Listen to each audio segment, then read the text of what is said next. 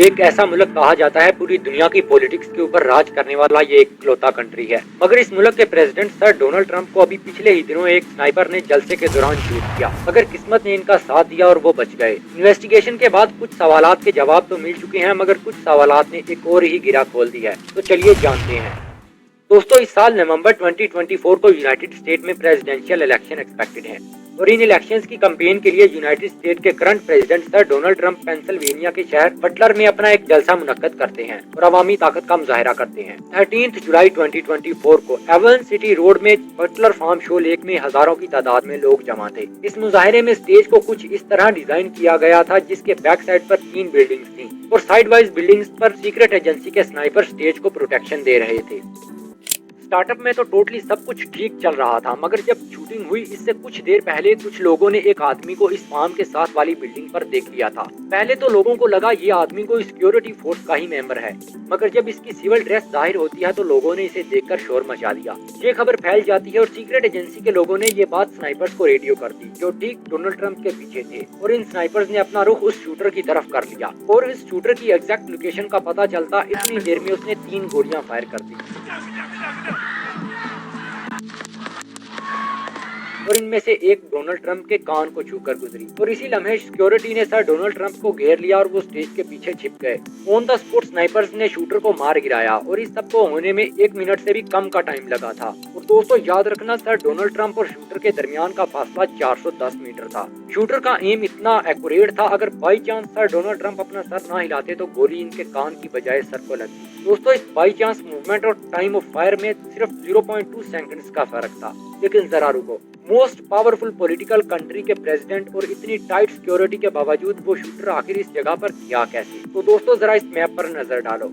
Buttler farm बहुत ही nearly located site है Pennsylvania के लोकल पुलिस स्टेशन से, और इस फार्म के अंदर इतनी ज्यादा टाइट सिक्योरिटी होने के बावजूद आखिर सर डोनाल्ड ट्रंप को शूटर कैसे शूट कर सकता है? दोस्तों यहाँ पर एक बहुत बड़ी मिस्टेक करी जाती है वहाँ पेंसिल्वेनिया स्टेट की लोकल पुलिस से। दोस्तों, इस फार्म के आसपास की बिल्डिंग्स की जिम्मेदारी दी जाती है लोकल पुलिस को, लेकिन इसके आसपास सिर्फ एक ही कंपनी जिसका नाम AGR था उसके फार्म हाउस थे, और बाकी आसपास सब क्लियर होने की वजह से लोकल पुलिस ऑफिसर्स को अंदर ही बिल्डिंग्स पर असाइन किया गया और बाकी ऑफिसर्स को ट्रैफिक मैनेजमेंट पर लगा दिया गया, और सिर्फ एक ऑफिसर को AGR कंपनी के फार्म हाउसेज के 2nd नंबर वाली बिल्डिंग पर असाइन किया गया, और वो भी 2nd फ्लोर पर। मगर शूटर ने थोड़ा रिस्की वे चूज किया और वो 1st बिल्डिंग के टॉप फ्लोर पर चला गया। वहाँ पर वो लोगों के सिवा ऑल सिक्योरिटी ऑफिसर्स की आंखों से ओझल था, मगर बाई चांस इसकी मूवमेंट की वजह से लोगों को इसका पता चल जाता है और इसे ऑन द स्पॉट शूट कर दिया जाता है। नाउ अब थोड़ा शूटर के बारे में जानते हैं। दोस्तों, ये बताया जाता है शूटर ने 3 नहीं बल्कि 8 फायर करे थे और जिस वजह से एक डेथ हुई और बहुत सारे लोग इंजर्ड भी हुए।